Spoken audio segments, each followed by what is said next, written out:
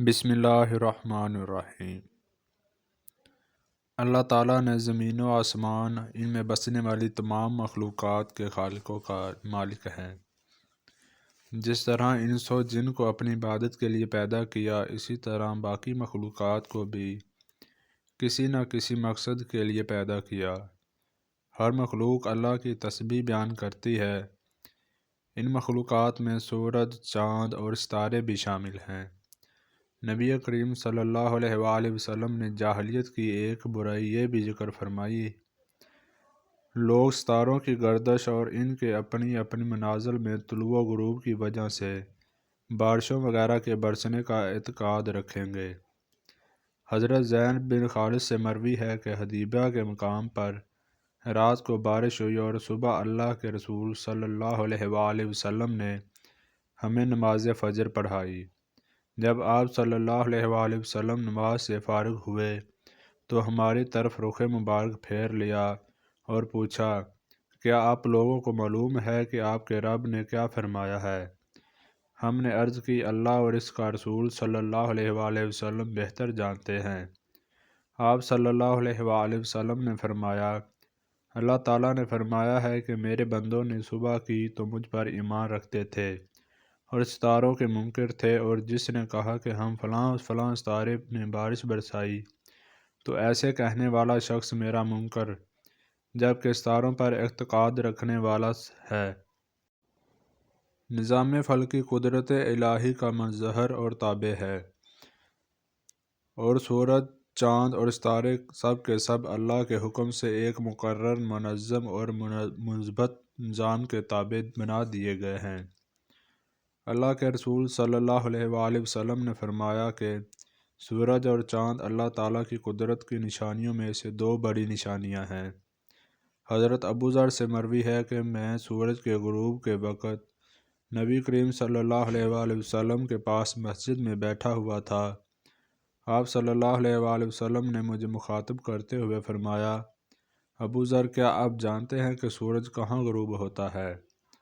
میں نے عرض کی: اللہ اور اس کا رسول صلی اللہ علیہ وآلہ وسلم ہی اس بات کو زیادہ بہتر جانتے ہیں۔ آپ صلی اللہ علیہ وآلہ وسلم نے فرمایا: جب غروب ہونے کے لیے اپنے مقام کی طرف چلا جاتا ہے تو زیر عرش اللہ کو سجدہ کرتا ہے۔ سورج کے سجدہ کرنے سے مراد یہ ہے کہ اس کا ہر طلوع و غروب اللہ کی اجازت سے ہوتا ہے، اور یہ اس کی اجازت کا تابع ہے۔ اللہ تعالیٰ کی اجازت کا تابع فرمان ہونا ہی اس کا سجدہ قرار دیا گیا ہے۔ اسلام سے پہلے اور آج بھی کچھ لوگ ایسے ہیں کہ جو سورج کی پرستش کرتے ہیں اور اسے خدا مانتے ہیں۔ اسی مناسبت سے چاند و سورج کو جہنم ڈال دیا جائے گا، مگر بطور سزا نہیں، بلکہ اپنے پجاریوں کی مذمت اور ان کو رسوا کرنے اور ان کو عذاب دینے کے لیے جہنم میں ڈالا جائے گا۔ کیونکہ دیکھو، جن کو تم خدا سمجھتے تھے اور جن کو تم پوجتے تھے، تم کو عذاب سے بچانا تو دور، آج وہ خود دوزخ میں پڑے ہیں اور خود کو دوزخ سے نکال نہیں سکتے۔ نعم الباری شرح صحیح البخاری میں ہے کہ نبی کریم صلی اللہ علیہ وآلہ وسلم نے فرمایا: سورج اور چاند کو قیامت کے دن لپیٹ دیا جائے گا۔ علامہ ابو سلیمان احمد بن محمد الخطابی المتوفی 388 لکھتے ہیں کہ اس حدیث کا معنی یہ ہے کہ سورج کی روشنی کو جمع کر کے اس طرح لپیٹ دیا جائے گا جس طرح عمامہ کو لپیٹ دیا جاتا ہے۔ علامہ خطابی فرماتے ہیں: اس حدیث میں اضافہ بھی ہے جس کو امام بخاری نے ذکر نہیں کیا۔ وہ اس طرح ہے کہ عبداللہ الدعناج بیان کرتے ہیں کہ میں اور سلمہ بن عبد الرحمن بن عوف بصرہ کی جامع مسجد میں بیٹھے ہوئے تھے۔ اس وقت حسن بصری آئے اور وہ بھی وہیں بیٹھ گئے۔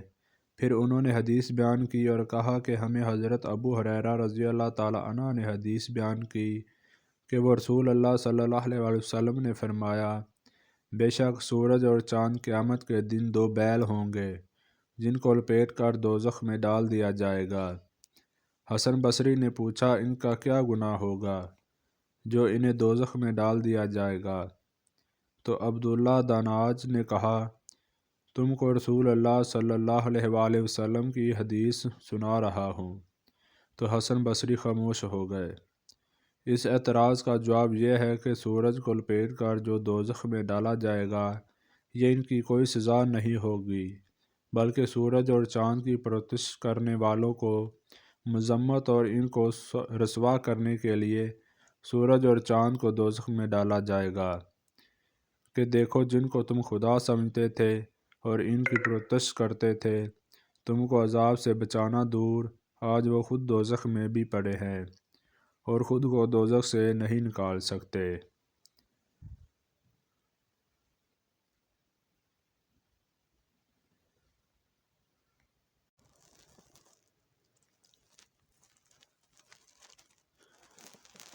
روایت ہے کہ حضرت حسن سے فرماتے ہیں، ہم کو حضرت ابو ہریرہ نے رسول اللہ صلی اللہ علیہ وآلہ وسلم سے حدیث سنائی۔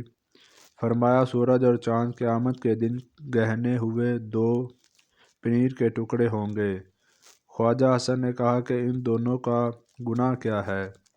ابو ہریرہ نے فرمایا، تم کو رسول اللہ صلی اللہ علیہ وآلہ وسلم کی حدیث سنا رہا ہوں۔ تو خواجہ حسن خاموش ہو گئے۔ محدثین اس حدیث کی تفسیر میں بیان کرتے ہیں کہ یہ ہے کمال ایمان کا حضور انور کا سن کر عقلی سوال کوئی نہ فرمایا۔